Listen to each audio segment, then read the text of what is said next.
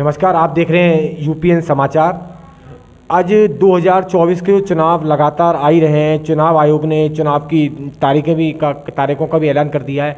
मथुरा में दूसरे चरण में चुनाव है। हमारे साथ आज खास मेहमान जुड़ेंगे। रवि शर्मा जी जुड़ेंगे, छात्र नेता हैं। तो हम उनसे जो मथुरा की लोकसभा सीट है उस पर भी बात करेंगे, आगरा की जो लोकसभा सीट है दोनों उस पर भी बात करेंगे।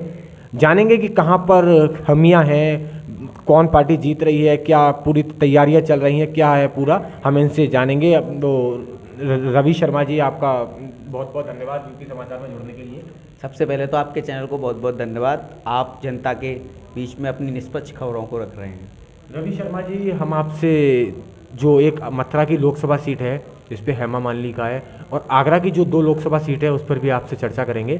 पहले स्टार्ट करते हैं आपकी मथुरा सीट से ही। अखिलेश यादव जी ने 8 जिलों में अपने प्रत्याशी घोषित करे थे। 8 जिलों में 8 प्रत्याशी 34 से ज़्यादा बार बदले गए हैं। उसके रिकॉर्ड हैं सोशल मीडिया पर भी। ऐसे प्रत्याशी बार बार बदलना क्या क्या लगता है इनको? क्योंकि मायावती के प्रत्याशी एक बार घोषित हो गए, बीजेपी के एक बार घोषित हो गए। बीजेपी अगर प्रत्याशी लेट करती थी घोषित तो सपा आरोप लगाती थी लगातार कि बीजेपी को प्रत्याशी ढूंढने पड़ते हैं।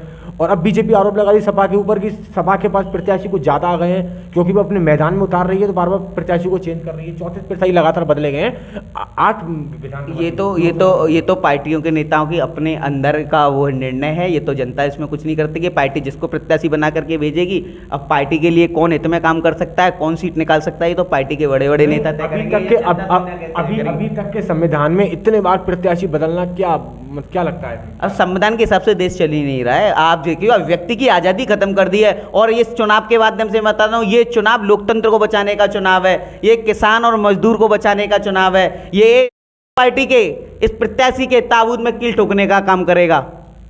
बीजेपी लगातार कह रही है कि कांग्रेस और बीएसपी सपा कुछ हमारे कोई टक्कर में नहीं है कोई पार्टी। बीजेपी अपना 400 पार का नारा दे रही है और लगातार मथुरा की जो सीट है लोकसभा, हेमा मालिनी का विरोध हो रहा है। आगरा की जो 2 लोकसभा सीटें हैं उनका विरोध हो रहा है। सांसद राजकुमार चाहर फतेहपुर सीकरी, उनका लोधी समाज विरोध कर रहा है। बल्कि उनके पार्टी के जो पूर्व चौधरी बाबूलाल सांसद हैं, उनके पुत्र रामेश्वर, अब तो वो भी उतर गए हैं, निर्दलीय उतर गए हैं। और जो एसपी सिंह बघेल है उनका लगातार विरोध हो रहा है। बड़े बड़े बैनर लगाए जा रहे हैं कि मोदी योगी तुमसे वैर नहीं, एसपी सिंह बघेल तेरी खैर नहीं खुले में। तो उसके बाद भी पार्टी जो नेतृत्व है उसके बाद कोई प्रत्याशी चेंज नहीं कर रही है। मैंने आपसे कहा ना, भारतीय जनता पार्टी जनता की सरकार है ही नहीं है। भारतीय जनता पार्टी के जो प्रत्याशी हैं वो भी पूंजीपतियों के काम करते हैं। वो जनता के बीच में जाते ही नहीं है, तो जनता के बीच में नहीं जाते हैं। ये मान लो कि चुनावी वो क्या बोलते हैं, कुएं के मेढक हैं। जब चुनाव होता है तो बाहर निकल के आ जाते हैं और चुनाव खत्म, जो जीत जाते हैं फिर ये जनता को पूछते नहीं है। तो ये तो समाजवादी बीजेपी लोकतंत्र की हत्या नहीं कर रही है, बीजेपी ने लोकतंत्र की हत्या कर दी है। वो विपक्ष को खत्म करना चाहती है, विपक्ष से भयभीत है। आज आप देखिए, यही तो कारण है कि क्या बोलते हैं, लोगों को डरा डरा के ईडी सीडीआई के चौपे आप सिटिंग मुख्यमंत्री को आप जेल भेज रहे हो चुनावी पीरियड में। क्या है ये? डरी हुई है और भय है कि बीजेपी 400 पार की बात छोड़ो, मुझे तो लगता है कि बीजेपी 100 की सीटों पे सपटने जा रही है पूरे देश के अंदर, जिस तरीके से विरोध है। बीजेपी के कुछ विधायक, सांसद, मंत्री, खुद मुख्यमंत्री कह रहे हैं अरविंद केजरीवाल के ऊपर कि शराब घोटाले में आरोपी हैं वो, तो इसीलिए ईडी ने गिरफ्तार किया। वो उसकी जांच चल रही है। अब बीजेपी, मैं कह रहा हूं, अभी अरविंद केजरीवाल जी कल पार्टी का विलय भारतीय जनता पार्टी में कर लें, वो जाकर के एकदम साफ और सच्चे सभी के नेता हो जाएंगे। बीजेपी, भारतीय जनता पार्टी मतलब वॉशिंग मशीन हो गई है। अगर आज भ्रष्टाचारी का आरोप है, कल भी भारतीय जनता पार्टी को वो ज्वाइन कर लेता है तो वो वॉशिंग मशीन में डूब करके एकदम साफ सफाई छवि का। इस चीज को मानते हैं, जैसे कि आरोपी भी अगर बीजेपी में चला जाएगा तो वहां से साफ होकर निकलेगा। कितने आरोपी हैं जो भारतीय जनता पार्टी में हैं? आप देखिए, वहां से उठा करके आप देखिए, उन्नाव में कुलदीप सेंगर आज तक जेल नहीं गया। कितने लोग हैं जिन लोगों जिन पे गुंडा तंत्र है, वो भारतीय जनता पार्टी में है। तो बीजेपी तो लगातार कहती है कि यूपी में गुंडागर्दी खत्म कर दी गई है। उत्तर प्रदेश अपराधियों को एनकाउंटर मार के रहा जा रहा है। उत्तर प्रदेश के अंदर गुंडागर्दी खुले चरम सीमा पर। अभी कल ही एक बलदेव में केस हुआ है। आप देखिए, दरोगा जी किस तरीके से उसको मार रहे हैं बच्चों को, वो कपड़े मांग रहा है। मानव अधिकारों का इतना उल्लंघन इस सरकार में हो रहा है वो कभी नहीं हुआ है। संविधान लोकतंत्र की हत्या है, संविधान पर प्रहार है और धरती के हर आखिरी व्यक्ति की सुनी नहीं जा रही है। हमें ऐसी सरकार चाहिए धरती के आखिरी व्यक्ति की सुने। हमें मजदूर की सरकार चाहिए, हमें गरीब की सरकार चाहिए, हमें किसान की सरकार चाहिए। ये सरकार जन विरोधी सरकार है। मथुरा की बात करें, मथुरा में छात्र नेता को टिकट दी है कांग्रेस पार्टी ने। मुकेश धनगर जी युवा हैं और गरीब घर के बच्चे हैं और वो मथुरा शहर के नेता नहीं है बल्कि एक बेटा के रूप में साबित होगा। अगर पूरे मथुरा जिले की जनता लाभबंद होकर के मुकेश धनगर जी को हाथ के पंजे का बटन दबा करके देती है तो मैं कहता हूं मथुरा में एक इतिहास और एक परचम लहराएगा और एक उम्मीद की किरण आएगी। मथुरा की जनता के दुख दर्द को सुनने वाला एक बेटा इस मथुरा में पैदा होगा। और मैं कहता हूं मुकेश की सरकार खुले वादे देती रही है 2014 से लेकर के और अभी तक सेकंड फेज तक जो सरकार आई थी। आज मुद्दे चुनाव से गायब हैं।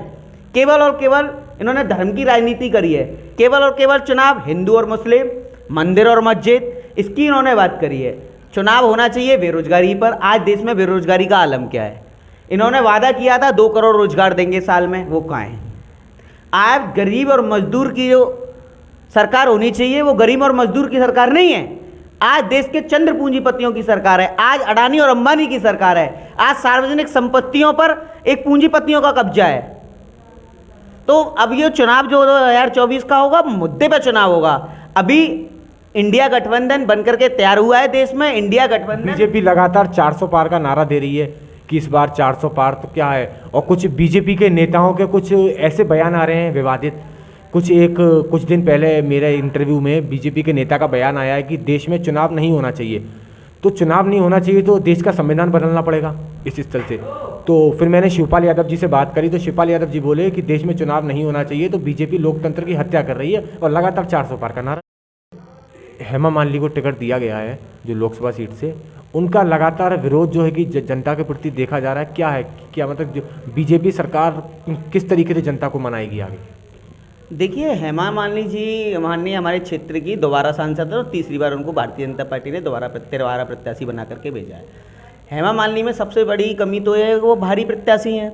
तो आज तक 10 साल में मुझे लगता है कि वो किसी भी गांव के किसी भी राजनीतिक लोगों से कभी भी जनता के दुख दर्द में नहीं गई और ना ही जनता के लोग उनसे अपनी समस्याओं लेकर के आज तक मिल पाए हैं। वो ऐसी सांसद हैं कि वो आती हैं, पर्चा भरती हैं और अंधे वक्त लोग उनको वोट देते हैं और वो जीत करके मुंबई चली जाती हैं। और फिर वो उनको टिकट मिलती है, फिर वो आती हैं कि मैं तो ब्रज की राधा हूँ, मैं ब्रज की गोपी हूँ। केवल हेमा मालिनी जी जनता की ना तो नेता हैं, ना ही मुझे लगता है मथुरा की वो सांसद हैं, लेकिन वो हैं, वो एक अदाकार हैं, वो तो है। क्योंकि जनता के दुख दर्द में अगर वो शरीक नहीं है तो वो किसके सांसद हैं? आज तक उन्होंने कोई भी, मुझे नहीं लगता कि कोई भी खुली चौपाल करी हो या जनता से वो मिली हो या जन समस्याओं को उन्होंने सुना हो।